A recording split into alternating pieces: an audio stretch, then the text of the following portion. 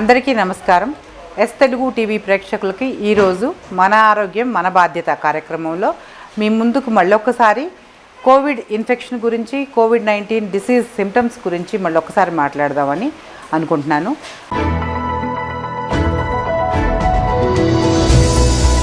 ఈ టాపిక్ తీసుకోవడానికి కారణం ఏంటంటే దీని గురించి కొన్ని మిత్స్ అండ్ ఫ్యాక్ట్స్, అంటే నిజాలు, కొన్ని అబద్ధాలు కూడా ప్రచారంలో ఉన్నాయి. వాటి గురించి కంపల్సరీగా అందరితో మాట్లాడాలి అనిపించింది. అందుకని ఈ టాపిక్తో నేను ఈరోజు మీ ముందుకు వచ్చాను. నంబర్ 1 ఏంటంటే, ఇప్పుడు కోవిడ్ ఇన్ఫెక్షన్ గురించి అందరూ అనుకుంటుంది ఏంటంటే ఇది ఒక బయో వార్ అని. అంటే ఏంటి, చైనా వాళ్ళు మన మీద వార్ సృష్టించడానికి, మన మీదనే కాదు ప్రపంచం మొత్తం మీద కూడా బయో వార్ సృష్టించి దాన్ని వాళ్ళు గెలవడం కోసం చేసింది అనేది ఇది అబద్ధం. ఎందుకంటే ఇది బ్యాట్స్ నుంచి హ్యూమన్స్కి వచ్చిన ఒక ఇన్ఫెక్షను. ఆల్రెడీ కరోనా వైరస్ ఎప్పుడూ ఉంది. కాకపోతే ఏంటంటే ఆ కరోనా వైరస్ ఇప్పుడు వచ్చేటప్పటికి హ్యూమన్స్ ఇన్ఫెక్ట్ అయ్యే కరోనా వైరస్ అయింది. కాబట్టి ఆ ఇన్ఫెక్షను ఇప్పుడు మనం ఇబ్బంది పడుతున్నాం. సో అది బయోవార్ ఏమాత్రము కాదు. రెండవది ఏంటంటే, ఎలా మనం కోవిడ్ ఇన్ఫెక్షన్ నుంచి మనల్ని మనం కాపాడుకోవచ్చు. ఇది ఇంతకుముందు కూడా చెప్పాను. ఒక ఆర్డర్ ప్రకారం ఏం చేయాలనేది మళ్ళీ ఒక్కసారి చెప్తాను.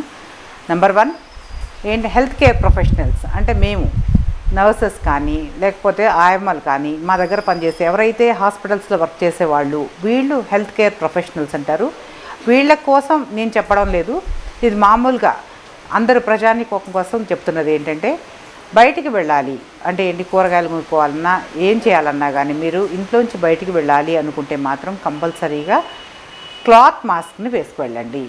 నేను క్లాత్ మాస్క్ అని ఎందుకు చెప్తున్నానంటే, N95 మాస్క్ వేసుకోవాలా, లేకపోతే సర్జికల్ మాస్క్ వేసుకోవాలా, లేకపోతే మొత్తం మొహం అంతా కవర్ చేసుకుని వెళ్ళాలా, రకరకాల క్వశ్చన్స్ వస్తున్నాయి. కాబట్టి N95 మాస్కులు కానీ, సర్జికల్ మాస్కులు కానీ అవి ప్రొఫెషనల్స్కి, హాస్పిటల్స్లో ఎవరైతే high risk people, front line warriors of COVID-19 అంటాము. అంటే మేము మా దగ్గర పనిచేసే వాళ్ళు, ఆయమ్మలు, వీళ్ళు వేసుకోవాల్సినవి. N95 మాస్క్ ఎలా వేసుకోవాలి, దాని యూజెస్ ఏంటి, కరెక్ట్గా ఎలా ఫిట్ చేసుకోవాలని కూడాను మామూలు ప్రజానికానికి తెలియదు. కాబట్టి N95 మాస్కులు జోలికి వెళ్ళకండి. ఇంకొకటి, N95 మాస్క్ వేసుకోవాలంటే ఒకసారి N95 మాస్క్ మనం పెట్టుకున్నామంటే 4 to 5 అవర్స్ మాత్రమే పనిచేస్తుంది. అది ఆ 4 to 5 అవర్స్ తర్వాత కంపల్సరీగా మనం దాన్ని మార్చుకోవాలి. N95 మాస్క్ని మనం మళ్ళీ కొనుక్కోవాలి అంటే చాలా ఖర్చు అవుతుంది. లేదు, ఒకసారి వాడిన మాస్క్ మళ్ళీ వేసుకోవాలంటే దానికి కొన్ని జాగ్రత్తలు తీసుకోవాలి. అవేం చేయాలనేది మామూలు ప్రజానికానికి తెలియదు. కాబట్టి ఎప్పుడూ మాస్క్ వేసుకోవాల్సిన అవసరం మీకు ఉండదు. కాబట్టి ఇంట్లో చేసుకున్నదో లేకపోతే బయట నుంచి కొనుక్కొచ్చిందో చక్కటి కాటన్ మాస్క్, అది కూడా 2 లేయర్స్ కానీ 3 లేయర్స్ కానీ ఉన్నది, ముక్కు మూతి కవర్ చేసే మాస్క్ వేసుకుంటే మాత్రమే సరిపోతుంది.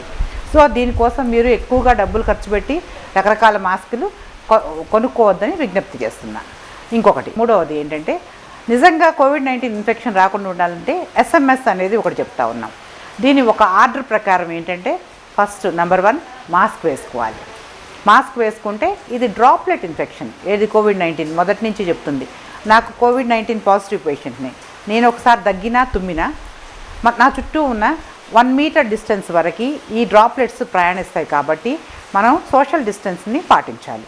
సో ఫస్ట్ ఆఫ్ ఆల్ ఏంటంటే, మాస్క్ వేసుకుంటే నా దగ్గర నుంచి ఇన్ఫెక్షన్, నేను దగ్గినప్పుడు తుమ్మినప్పుడు నుంచి వేరే వాళ్ళకి రాదు. అట్ ద సేమ్ టైం నా ఎదురుగా ఎవరైనా కోవిడ్ పాజిటివ్ పేషెంట్ ఉంటే అతని దగ్గర నుంచి నాకు కూడా వచ్చే అవకాశాలు చాలా తక్కువగా ఉంటాయి. అందుకని మాస్క్ వేసుకోవాలి. ఈ SMSలో ఫస్ట్ది మాస్క్, రెండవది సోషల్ డిస్టెన్స్. ప్రతి ఒక్కళ్ళు కూడా 6 feet డిస్టెన్స్ ఒకళ్ళకి ఒకళ్ళు ఉన్నప్పుడు, ఎక్కడికి వెళ్ళినా కానీ, జనసందోహంలో ఉన్నా కానీ, ఎక్కడున్నా కానీ పక్కనున్న మనిషి దగ్గర నుంచి 6 అడుగుల దూరంలో ఉండేట్లు కంపల్సరీగా చూసుకోండి. ఎందుకంటే అవతల మనిషికి మాస్క్ ఉన్నా లేకపోయినా కానీ, వాళ్ళు దగ్గినా తుమ్మినా కానీ మీరు డిస్టెన్స్లో ఉంటే మీ దాకా ట్రావెల్ చేసి డ్రాప్లెట్స్ రాకుండా ఉండటానికి మాత్రమే. థర్డ్ వన్ ఏంటంటే హ్యాండ్ వాషింగ్.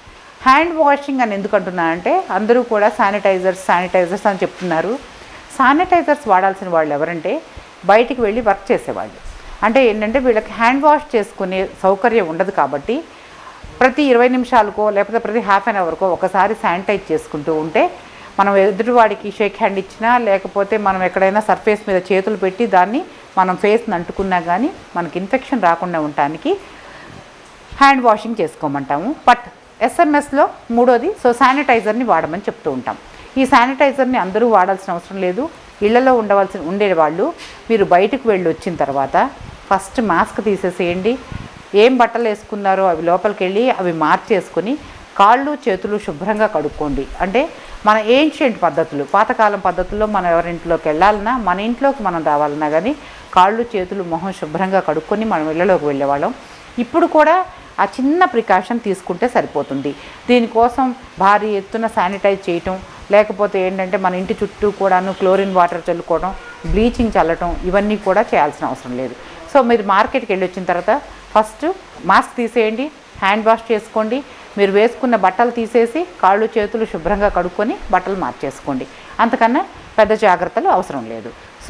ఎస్ఎంఎస్లో ఫస్ట్ది మీరు పాటించాల్సింది ఏంటంటే మాస్క్ వేసుకోవడం, రెండవది సోషల్ డిస్టెన్స్, మూడవది వచ్చేటప్పటికే శానిటైజర్ వాడటం, లేకపోతే హ్యాండ్ వాషింగ్ చేసుకోవటం. హ్యాండ్ వాషింగ్ ఎందుకు చేసుకోవాలి?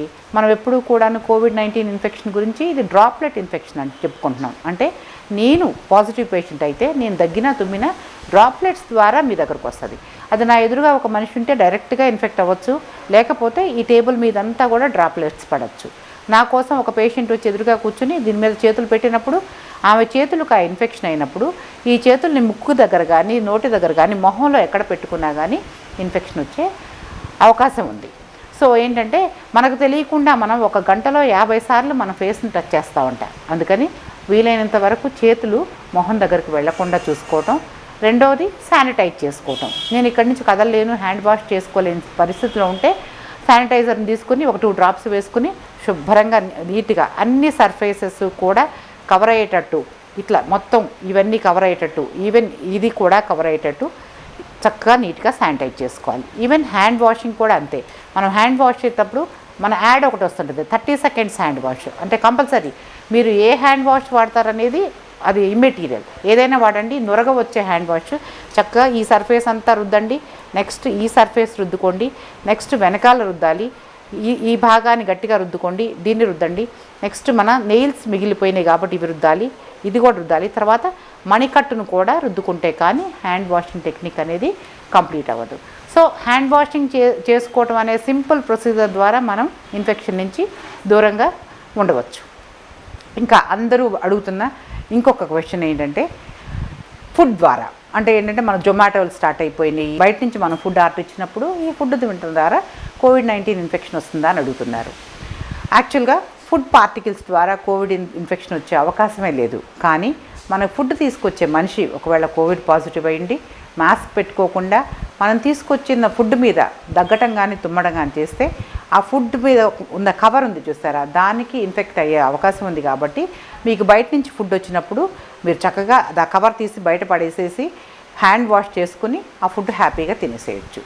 ఫుడ్ ద్వారా, బయట నుంచి వచ్చే ఫుడ్ ద్వారా కోవిడ్ ఇన్ఫెక్షన్ మాత్రం రాదు. కాబట్టి మీరు ఆర్డర్ చేసుకుని తీసుకునే ఫుడ్ని మీరు శానిటైజ్ చేసుకుని, అంటే ఏంటంటే పైన ఉన్న కవర్ తీసేసి తర్వాత మీరు హ్యాండ్స్ వాష్ చేసుకొని తింటే ఏ ఇబ్బంది ఉండదు.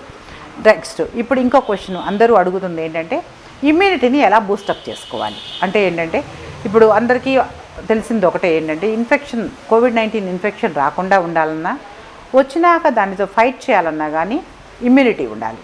అంటే ఇమ్యూనిటీ బూస్టర్స్ చెప్పండి, మేమేం మందులు వేసుకుంటే ఇమ్యూనిటీ పెరుగుతుందో చెప్పండి అంటున్నారు. చిన్న అనుమానం నాకు, ఈరోజు రాత్రి ఒక ట్యాబ్లెట్ వేసుకున్నాం, ఒక ఇంజెక్షన్ చేసేసుకున్నాం, ఇమ్యూనిటీ బూస్టప్ అయిపోయే అవకాశం ఉందనేది మీరందరూ అనుకుంటున్నారంటే నాకు హాస్యాస్పదంగా ఉంది. అలాంటివి ఏమీ ఉండవు. మన ఇమ్యూనిటీ కరెక్ట్గా ఉండాలన్నా కానీ, ఇమ్యూనిటీ బూస్టప్ అవ్వాలని కానీ మనం హెల్దీ లైఫ్ స్టైల్ని అలవాటు చేసుకోవాలి. హెల్దీ లైఫ్ స్టైల్ అంటే టైంకి కరెక్ట్గా సమతుల్య ఆహారం తినటం, తర్వాత ఏంటంటే నీట్గా ఉండటం, అంటే చక్కగా మంచిగా స్నానం చేయటం. మూడవది ఏంటంటే హెల్తీ లైఫ్ హ్యాబిట్స్లో ఇంకొకటి ఏంటంటే ఏదో ఒక ఎక్సర్సైజ్, అంటే రెగ్యులర్గా ఈ రోజు రేపు కోవిడ్-19 ఇన్ఫెక్షన్ నుంచో లేకపోతే ఇంకో దాని నుంచో కానీ దూరంగా వెళ్లకుండా ఉండడం కాకుండా రెగ్యులర్గా ఒక ఎక్సర్సైజ్ అనేది పెట్టుకోవాలి. కాకపోతే ఇప్పుడు తీసుకునే ఆహారంలో అన్నంలో పచ్చడి కలుపుకొని తింటాం, అన్నంలో ఏదో ఒక పప్పు ఏదో ఒకటి వేసుకొని తింటాం, లేకపోతే కాస్త మజ్జిగ ఉంటే అది వేసుకొని అన్నం తినేసేయటం కాకుండా సమతుల్య ఆహారం, అంటే ప్రోటీను, ఫ్యాటు, కార్బోహైడ్రేట్ 3 కూడా సమంగా ఉన్న ఆహారాన్ని తీసుకోండి. నాన్ వెజిటేరియన్స్ అయితే కంపల్సరీగా రోజుకి ఒక గుడ్డు, ఒక గ్లాస్ పాలు తీసుకోండి. వెజిటేరియన్స్ అయితే కంపల్సరీగా పాలు తీసుకోండి. మీరు ప్రోటీన్ అనేది మీకు తక్కువగా ఉంటుంది అని అనుకుంటే, అంటే అన్నీ మీరు తినే పప్పుల్లో కూడా ప్రోటీన్ ఉంటుంది, ఒకవేళ తక్కువగా ఉంది అనుకుంటే సోయాబీన్స్ని ఎక్కువ వాడండి, లేకపోతే ప్రోటీన్ పౌడర్ని పాలలో కలుపుకొని తాగండి. సో ఇప్పుడున్న పరిస్థితుల్లో మనకు ప్రోటీను, ఫ్యాటు, తర్వాత వైటమిన్స్ బాగా వెళ్ళాలి కాబట్టి రోజు కూడా ఒక నిమ్మకాయ రసం కంపల్సరీగా తాగండి. ఇంతకన్నా ఎక్కువగా జాగ్రత్తలు తీసుకోవాలి, యాంటీ ఆక్సిడెంట్స్ వేసుకోవాలి, వైటమిన్ సి తీసుకోవాలి, జింక్ తీసుకోవాలి, కాల్షియం తీసుకోవాలి. ఇవన్నీ కూడా ఎన్ని రోజులని మనం మందులు వేసుకుంటాం కాబట్టి చక్కగా పాలు తాగండి, గుడ్డు తినండి. అవసరమైతే ప్రోటీన్ తక్కువగా ఉంది అనుకునే వాళ్ళు ప్రోటీన్ పౌడర్స్ వాడండి. ఇంతకన్నా గొప్ప జాగ్రత్తలు తీసుకోవాల్సిన అవసరం ఉండదు. ఇంకా ఇప్పుడు కొత్తగా వస్తున్న క్వశ్చన్ ఏంటంటే రీఇన్ఫెక్షన్. అంటే ఏంటంటే ఇప్పుడు నాకు కోవిడ్ వచ్చింది, పాజిటివ్ వచ్చింది, నాకు తగ్గింది, కాకపోతే మళ్ళీ నేను ఇన్ఫెక్ట్ అవుతానా లేదా అని స్టడీస్ చెప్తుంది ఏంటంటే ఇన్ఫెక్ట్ అవుతానని. అంటే ఏంటంటే ఇప్పుడు నాకు ఆల్రెడీ ఇన్ఫెక్ట్ అయ్యి నాకు యాంటీబాడీస్ ఫామ్ అయిపోయినాయి. యాంటీబాడీస్ ఎంతకాలం పనిచేస్తాయి అనేది ఎవరు చెప్పలేకపోతున్నారు. So depending upon the immunity status, అంటే ఇక్కడ కూడా నాకున్న రోగ నిరోధక శక్తిని బట్టే నాలో ఉన్న యాంటీబాడీస్ పనిచేస్తాయి.